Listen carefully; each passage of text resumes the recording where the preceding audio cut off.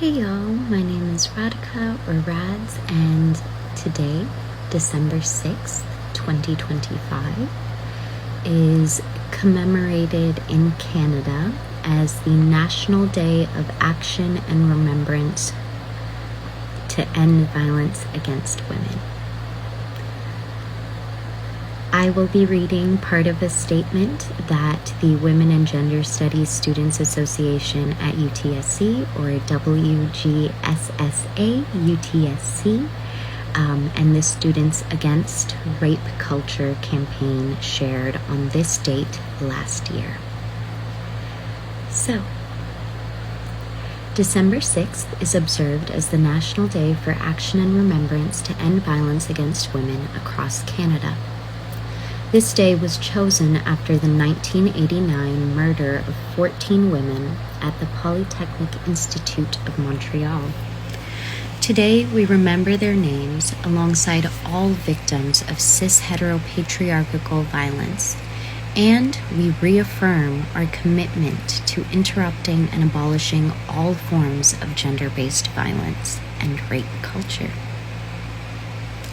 I will now read their names. Genevieve Bergeron was a mechanical engineering student, age 21. Maurice Laguerre, and I apologize if I'm mispronouncing names, she was an employee, age 25, in the finance department. Helene Colgan was also a mechanical engineering student, age 23. Maurice Leclerc was a metallurgical engineering student, age 23. Nathalie Croteau was a mechanical engineering student, age 23. Anne-Marie Lemay was a mechanical engineering student, age 22. Barbara Dagenal was a mechanical engineering student, age 22. Sonia Pelletier was a mechanical engineering student, age 28. Anne-Marie Edward was a chemical engineering student, age 21. Michelle Richard was a metallurgical engineering student, age 21. Maud Havernick was a metallurgical engineering student, age 29. Annie St. Arnaud was a mechanical engineering student, age 23. Annie Turcotte was a metallurgical engineering student, age 20. And Barbara Klusnik-Widajuisis was a nursing student from the University of Montreal. She was 31 years old. Today, December 6th, is a call to action. With the same fierceness with which we mourn and honor victims of gender-based violence, we remain committed to supporting survivors of gender-based violence. From those who have told their stories, some countless times, but have yet to be truly heard, to those who have not yet shared their stories, and to those whose stories will never be shared. We love you. You did not deserve, ask for, or create the violence that you endured. You deserved safety. You, still, now, then, always, deserve to be safe. The actions of a sexually violent perpetrator, nor the inaction or even betrayal from our educational and other institutions do not change this fact. Please know and remember this. You deserved safety and solidarity. Still do, and you always will. What happened on December 6, 1989 was an act of gender-based violence. It was an act of misogynistic and anti-feminist violence, and it happened at school. If that's not heartbreaking enough, in the years since, a vast majority of institutions have continued to facilitate sexual and other forms of gender-based violence. From colonialism to cis-heteropatriarchy, to the violence of pretending to mourn these women while simultaneously funding Scholasticide, the destruction of educational institutions and/or resources, and even the targeting of students, educators, and other scholars. The University of Toronto tragically facilitates a culture of violence on campus, in the broader community, and all around the world. The University of Toronto's Scarborough campus honors Paul Bernardo, the Scarborough rapist and murderer, and Russell Wilson, both in the UTSC, formerly Hall of Excellence, now Alumni Corner. They hire known perpetrators, and they encourage cultures of not only violence, but of silence, compounding existing trauma with the violence of institutional neglect, failure, and even institutional betrayal.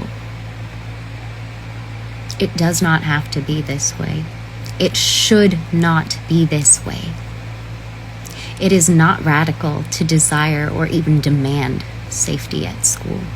Students should be nurtured, encouraged, and supported at school, not subjected to further violence, and nor stuck with the bill for what Amnesty International, the International Criminal Court, and peoples of conscience have long recognized as the illegal and militarized occupation, apartheid, and genocide of the Palestinian people and in Palestinian lands.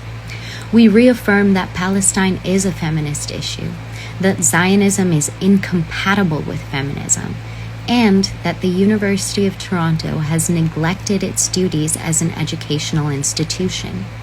Students are not guaranteed safety on campus, nor can we rely on U of T to stand up for the rights and or safety of scholars seemingly anywhere around the world. Here, the Students Against Rape Culture campaign, we reject any and all forms of rape culture, from Scholasticide in Palestine to the effective femicide in Afghanistan with the banning of women from all educational institutions, including medical facilities, despite the fact that women must receive health care from female doctors, even to the rampant culture of sexual and gender-based violence, even on the very grounds of the University of Toronto. No more. You can visit Linktree, that's I'll put the link in the caption, Linktree Students Against Rape Culture, to learn more about the 16 Days of Activism campaign, to learn more about the Shutdown Colonial Feminism movement and call to action also by the Palestinian Feminist Collective, to join the Indian Dancers for Gazas Children and Indians Fast for Palestine Solidarity movement. You will also find a link to join the Signature Campaign India Against Colonialism. You will also find links to open access resources like our zine on consent action as Land Back, which explores teachings from Yellowhead Institute's Land Back Red Paper, as well as the Palestinian Feminist Collective's Shutdown Colonial Feminism statement and subsequent statements and calls to action. Today is also the anniversary of the death of Dr. Rafat El-Arir. It is the anniversary also of the transition into beloved ancestorship of Dr. El-Arir, of Frantz Fanon, and of Dr. Ambedkar. So today and every day, I am asking everyone to join the fight against rape culture. This might look like unlearning forms of CisHeteroPatriarchical or colonial feminisms and ongoing violence, and then rejecting it firmly and publicly, if and as we see it. Maybe it looks like donating your time, energy, and resources to a survivor-led project or movement. Maybe it looks like accompanying your friend to a clinic or an intake or legal appointment. Maybe it means advocating for better consent and sex education at your high school. Maybe it means donating to an abortion fund or sharing feminist statements that condemn menstrual injustice or even reproductive genocide. You can read the statement on reproductive genocide by visiting tinyurl.com/PFC. PFC is capitalized. And repro, that's REPROG. And PFC, the R and the G are all capitalized. So tinyurl.com/PFC reprog. But yeah, maybe it even means sharing feminist statements, condemning menstrual injustice, or even reproductive genocide all around the world. There are infinite ways to stand in solidarity with and support survivors. All you really need to do is listen in and follow our lead. In the fight to end rape culture and abolish any and all logics or mechanisms of sexual and gender-based violence, we all have a role to play.